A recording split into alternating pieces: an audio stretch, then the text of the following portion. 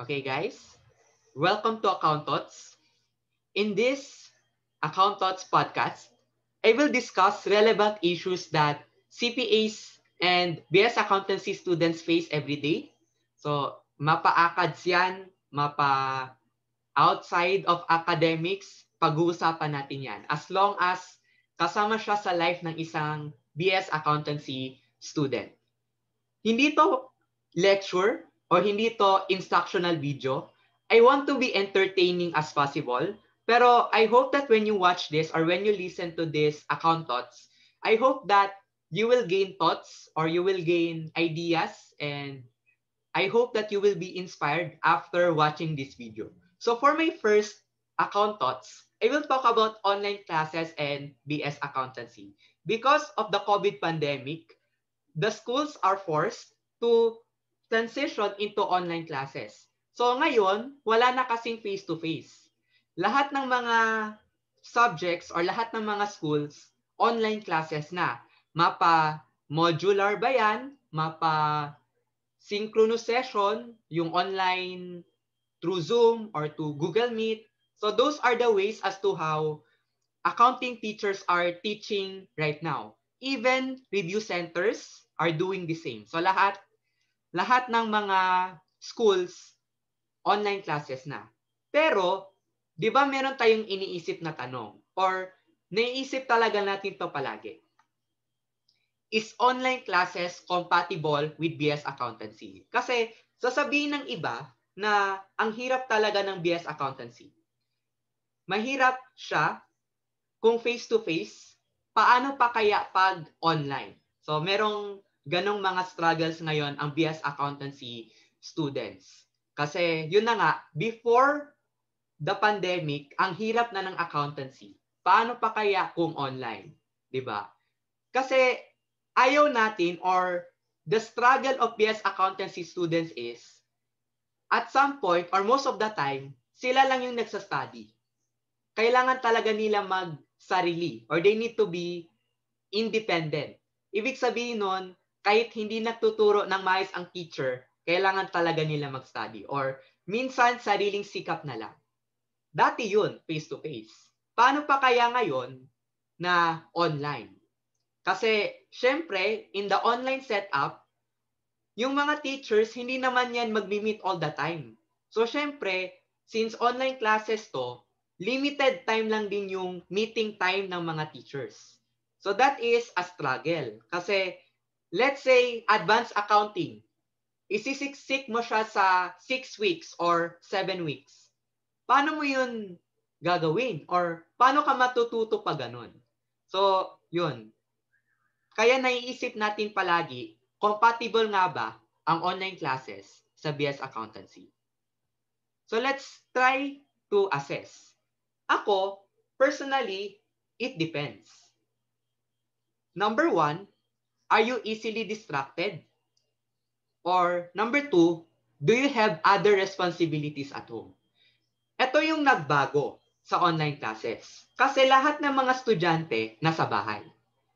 And when students are at home, it depends. Are you easily distracted? Kasi number one, alam ko na may mga accountancy students na hindi sila komportable sa bahay kasi siguro yung may family problem or siguro marami din silang responsibilities sa bahay or palagi silang pinapagalitan ng parents nila kasi ang strict ng parents. So yung mga ganong factors, it will really affect CPA, it will affect accountancy students. O yun, CPA in transit. Kaya, yun na, malaki talaga yung problema. Kasi especially kung meron kang family problems, mahirap mag-adjust. Kasi for the rest or for some, yung pagpunta nila sa school or yung pagpunta nila sa university, it serves as a distraction for them. Kasi at least kung nasa school sila or nasa university sila, nakakalimutan nila yung mga problema nila sa bahay. Ngayon, kasi pandemic, wala kang choice kundi magstay sa bahay. Kailangan mong i-face yung mga problems or yung mga distractions na yun. So yun yung number 1. Are you easily distracted? Number 2, do you have other responsibilities at home? Kasi 'di ba, sa bahay, especially yung mga panganay o yung mga responsableng mga anak, sila yung naglalaba, sila yung naglilinis ng bahay, sila yung naghuhugas ng plato, ang dami nilang household chores. O yung mga iba na may sari-sari store, sila yung tindera sa bahay or sila yung tindera. So ang tanong, kung meron kang ganong responsibility sa bahay, paano mo kaya mababalance yung study time mo at yung responsibilidad mo sa bahay? Kasi dati, nung face-to-face pa, kung nandun ka sa school, syempre, walang choice yung mga magulang mo. Wala silang choice. Pero ngayon, since nasa bahay ka, meron kang obligasyon na tumulong sa mga parents mo. So, ito din yung second factor. Do you have other responsibilities at home? So, ngayon, i-discuss ko naman, in my own opinion, what are the advantages and disadvantages of online classes? And what are the challenges of online classes? So, kung meron kayong comment or kung meron kayong reaction, please comment in this video. So, dun muna tayo sa disadvantage of online classes. Number 1, ako, personally, there is a lesser time to discuss topics that require computation. Ito yung biggest problem of online classes. Especially for subjects na kailangan ng problem solving or kailangan ng mahabang computation. Such as ADVAC or financial accounting. Yung mga subjects na yan, affected talaga yan dahil sa online classes. Kasi, in the online setup, yung mga teachers mag-meet sila at a lesser time. So, most likely yung mga teachers, mag-meet sila 2 hours a week lang sa online setup. Eh dati, ang mga teachers, di ba nag-meet sila araw-araw or at least 3 hours a week? Pero ngayon, hindi. So, yun yung first disadvantage. Lesser yung time to discuss topics that require computation. Paano ka magtuturo ng proof of cash? Or paano ka magtuturo ng business combination pag yung hours mo per week is only 2 hours? Paano mo i-discuss lahat ng mga topics sa business combination kung ganun lang kaliit yung time mo? Or ganun lang kaliit yung time ng teacher? Kaya, disadvantageous talaga siya. Kasi yung mga topics that require computation, hindi mo kasi siya pwedeng madaliin eh. Kailangan clear sa students ano yung process from point A to point B to point C. Dapat klaro sa students. Eh, madalian lahat. Lahat parang nagmamadali yung mga teachers just for the sake na tapusin yung coverage. So, nako-compromise yung computations. So, yun yung number 1 na disadvantage. Lesser time to discuss topics that require computation. Kaya, mahirap talaga siya, especially sa ADVAC and basic accounting. Especially yung mga mahaba na problems.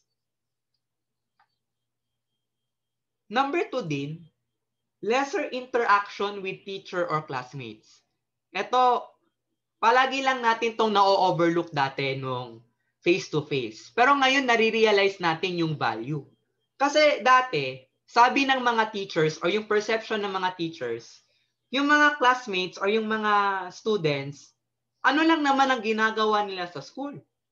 Nagchichismis lang yan sila. So habang nagsasalita yung teacher, nag-uusap.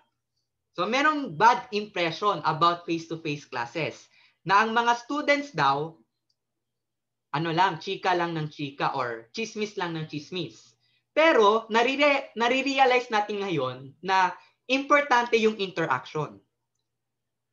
Kasi ganito, what if hindi mo alam yung isang topic or during the lesson, nawala ka or hindi mo na alam yung discussion ng teacher. Dati, kung face-to-face kasi, pwede kang magtanong sa katabi mo. Oh, classmate, paano yun? Ano yung sabi ni teacher? Ganyan. 'Di ba? Ang daling gawin nun dati. Pero ngayon, ang hirap niyan gawin. At secondly, mahirap din mag-interact sa teacher. Kasi dati, marami kang time para magtanong sa teacher mo. Kung meron kang hindi alam, kahit 30 minutes ka pa magtanong, okay lang. Kasi hindi naman hectic sa schedule. Pero ngayon, mahirap. Mas mahirap magtanong sa teacher or mas mahirap mag-approach sa teacher kasi nga online. Tapos, syempre, hindi natin alam kung ano ba yung ginagawa ng teacher. Kasi what if yung teacher busy? Wala na siyang time para sa mga questions mo. So, yun din yung harm.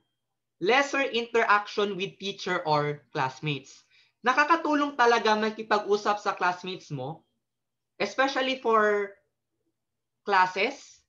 Kasi in case na mawala ka, pwede ka magtanong agad sa classmate mo or pwede ka magtanong sa teacher mo kung hindi mo na naintindihan yung topic. Pero ngayon, wala na to. Yung number 3, it is harder to socialize with friends. It is harder to distress. Ito yung problema ngayon. Kasi, di ba, syempre, yung online classes nakaka-stress. Pero, it's harder to distress kasi ikaw lang yung magpapaligaya sa sarili mo. Kasi ngayon, di ba, ang uso, manonood tayo ng Netflix, manonood tayo ng YouTube, or mag-social media tayo. Yun yung forms of break natin. Or that's how we distress during this time. Pero dati, di ba mas maganda dati kasi kung mahirap yung exam, ang gagawin nyo magbarkada or mag-friends, kakain kayo sa labas after ng exam. And then after or during that time or habang kumakain kayo sa fast food, napapag-usapan nyo lahat ng mga reaction nyo sa quiz or lahat ng mga yung mga comments nyo or yung mga reactions nyo sa exam. So those are ways of distressing. Yung kumakain kayo sa labas or nanonood kayo ng sine after ng exam. Pero ngayon, hindi nyo na kayang gawin yun. Kasi lahat ng distressing methods, personal na siya or ikaw lang. Personal siya. Like manood ka ng movie or maglaro ka ng ML, yun na lang yung best na kaya mong gawin. Kasi hindi kasi pwede yung social events. Kaya it's harder to socialize with friends. Especially for first years. Kasi yung mga first years, paano sila makakahanap ng new friends sa college? Mas mahirap maghanap ng new friends. Especially for the freshmen. Yung mga first year, mas mahirap for them to socialize. And then of course, eye strain, mental health, motivation. Ito din yung susunod. Kasi syempre, pag nakatuto ka sa laptop, masakit talaga sa mata. Or malaki yung possibility na masisira ang mata mo. Kasi from 8 a.m. to 8 a.m. to 8 p.m., nakatuto ka lang sa laptop or nakatuto ka lang sa cellphone. Kaya masakit siya sa mata. Yun yung number 1.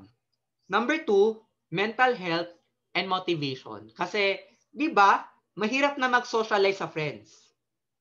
And mahirap na mag-socialize sa friends, ibig sabihin nun, mas mahirap for you to be motivated or mas mahirap maging motivated sa ganitong time. Mas mahirap maging motivated kasi wala kang kausap or ang mga kausap mo, Facebook lang or virtual lang. And syempre, marami pang factors. What if yung mga friends mo offline? Or what if yung mga friends mo walang internet access? Hindi nila kayang mag-Zoom. Paano ka magkikipag-communicate sa kanila pag ganun? So kaya malaking issue din yung motivation and mental health. And of course, pag pinag-uusapan natin Pilipinas, internet connection talaga yan. Isang issue talaga. Basta internet. Kasi may mga iba nga na nasa provinces, pumupunta sila sa town or pumupunta sila ng malayo para lang makaroon ng internet access. So for the rest na nasa probinsya, struggle talaga yung internet connection na kailangan pa nila maglakad ng malayo or kailangan pa nilang pumunta sa town para lang magkaroon ng internet connection. So, sa mga tao or sa mga students na nasa far areas, mas malaki yung disadvantage nila kasi mahirap magkaroon ng internet sa mga province or sa mga malalayong lugar. So, issue din to. What are the advantages of online classes? Kasi kahit na sinasabi natin na mas malaki yung disadvantage sa online classes, meron pa ring advantage kahit konti. Meron pa rin siyang advantage kahit konti. Number one, it saves time. It saves time. Kasi dati, pag face-to-face, kailangan mo pang mag-commute, kailangan mo pang mag-prepare, kailangan mo pang maligo, kumain, kailangan mo pang magbihis. Pero ngayon wala na yun. Kasi nasa bahay ka lang. Tingnan mo, kung 1 hour yung time of commute mo or 2 hours per day yung time of commute mo, nakaka-save ka ng time. Yung 2 hours na yun, nagagamit mo siya instead sa studying. Kaya, online classes saves time. Kasi, hindi mo na kailangan mag-commute, hindi mo na kailangan pumunta ng malayo. Kasi, sa bahay pa lang, okay na. So, it saves time. And then number 2, since nasa bahay ka lang at marami kang oras, you have more time to read books or to read resources. Kasi kung malaki yung time mo sa bahay, mas malaki yung time mo to read books. Kasi dati, sa face-to-face, di ba struggle maghanap ng study time? Dati, nung face-to-face pa kasi syempre yung mga barkada mo, pupunta sila sa isang lugar or gagala sila. Ano yung gagawin mo? 'Di ba? Most likely, susundan mo sila or sasamahan mo sila. So dati, yung biggest problem, wala tayong time masyado to study. Kasi, yun na nga, time to commute, kailangan nating sumama sa friends natin, marami pang activities sa school, etc. So maraming mga activities. Pero ngayon, konti na lang. Kaya, mas marami yung time mo to read books or to read resources. Kasi, mas konti na yung time mo to prepare for the class. And then finally, this is a preparation for the CPA review. Kasi, you need to prepare for the CPA review. The CPA review is like the online class setup. Most of the time, sa'yo. At maximum, yung time mo or the hours per week of CPA review, 20 hours per week lang yan. Ganun lang siya kaliit. 20 hours per week lang yung lecture. The rest of the time, sa'yo na yun. So, ikaw na bahala paano mo siya ibabudget. Ikaw na yung bahala paano siya ima-manage. Kaya, online classes is also a preparation for the CPA review. Kasi, pag CPA review, ikaw yung may control sa time. Ikaw yung magde-decide kung paano mo ima-manage ang time mo. Or ano yung gagawin mo during the time na given sa'yo.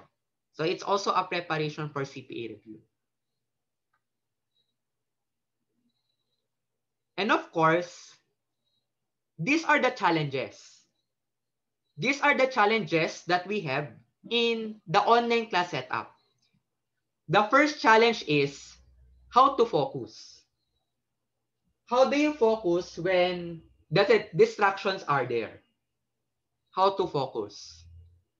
Number one, kailangan mo ng mindset of discipline. So yun yung number one. You need to have discipline and you need to have a mindset. So yun yung way as to how makaka-focus ka. Kasi kung wala kang belief or wala kang mindset, it's easy for you to be influenced by many external factors. Mas madali ka ma-distract kung hindi mo alam kung ano yung dapat mong gawin. So, yung tip ko dito is discipline. Pero kayo na bahala kasi marami kasing ways on how do you develop discipline. Ang kailangan dito, alam mo kung bakit wala kang focus. Or kailangan alamin mo kung bakit distracted ka. Kung na-answer mo na or kung na-address mo na yung issue kung bakit ka distracted, mas madali sa'yo makafocus. So yun yung number one. Kailangan mong alamin bakit ka distracted. At kailangan mo mag-respond or kailangan mo mag-adjust doon. So yun yung number one, how to focus. Number two, how to be motivated. This is the second challenge kasi ngayon, hindi mo na nahagilap masyado yung friends mo kasi nga online. So ang masasabi ko lang dito, di ba, kailangan natin mag-socialize sa ibang tao or kailangan natin makipag-usap sa ibang tao. Pero at the end of the day, the source of happiness will be ourselves. We need to be independent enough. Kailangan yung inspiration, as possible, dapat hindi natin siya hingiin sa ibang tao. As possible, dapat tayo yung mag-motivate sa sarili natin. So yun yung number two, how to be motivated. And then, naisip ko rin dito na kailangan meron kang mindset of looking forward to the next days. Kailangan you need to be entertained or you need to distress yourself so that meron kang optimistic mindset. So, at some point or kahit konti, try to have a break. Kasi kung nakakaroon ka ng break or nakakaroon ka ng rest time, that's the time na ma-motivate mo ang sarili mo ulit. Or that's the time na nako-correct mo kung ano yung mga bad o yung mga negative feelings mo. So, kailangan mo mag-rest. Or you need to also distress. And then number three, how to manage time and how to be resourceful. My first tip is be resourceful. Maraming YouTube videos sa maraming subjects. So, mapa-finance, mapa-accounting, mapa-auditing, marami ng YouTube videos na ina-upload ng mga magagaling na teachers ha. Hindi to mga basta-bastang mga teachers na ngayon mo lang nakilala. Ito yung mga teachers na meron ng reputation na magaling talaga magturo. So, I hope that you will find way to be resourceful. Maghanap kayo ng sources or ng YouTube videos, not only for local teachers or local YouTube accounts, but also foreign. Kasi mas malaki yung foreign or mas marami yung foreign YouTube videos. So, yun. Kung meron kayong time, try to watch those videos as well. Especially for finance or for MAS. Kasi yung MAS kasi international yan. So, yung break-even point sa Pilipinas, yan din ang break-even point sa US. Hindi yan nagbabago. So, yun. Try to be more resourceful by watching YouTube videos. Okay? Isipin nyo ganito. Kung nanonood kayo ng YouTube videos, you're not only helping yourself, but you are also helping those teachers. Kasi, pag nanonood kayo palagi ng YouTube videos, mas malaki yung pera na nakukuha nila. Kasi, syempre, monetize ang lahat. Ang mga YouTube accounts sila monetize. So, when you watch their videos, hindi lang siya nakakatulong sa'yo. Nakakatulong din siya sa kanila. So, maganda or it's a good message if you watch YouTube videos. Kasi, imagine mo, pag marami yung views nila, edi syempre kung mas marami yung views nila, mas motivated sila na gumawa pa ng mga videos na mas maganda. So you're also helping them. And you are motivating them to do better if you watch their videos. Okay ha? I'm not specifically saying kung sino tong mga teachers na to. Kayo na ang bahala mag-decide. Kayo na ang bahala kung sino yung teacher o yung YouTube video na pinagkakatiwalaan nyo. So, kayo na bahala mag-decide. So, okay ha? It's time to be resourceful. So, kasi nasa inyo na lahat ang time. All of the time is yours. It's how you maximize it or it's how you use it to maximize your skills or to maximize your learnings. Okay? So that's my account thoughts.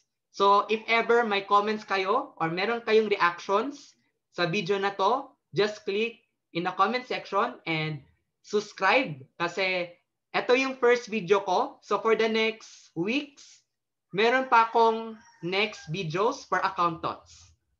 So thank you guys.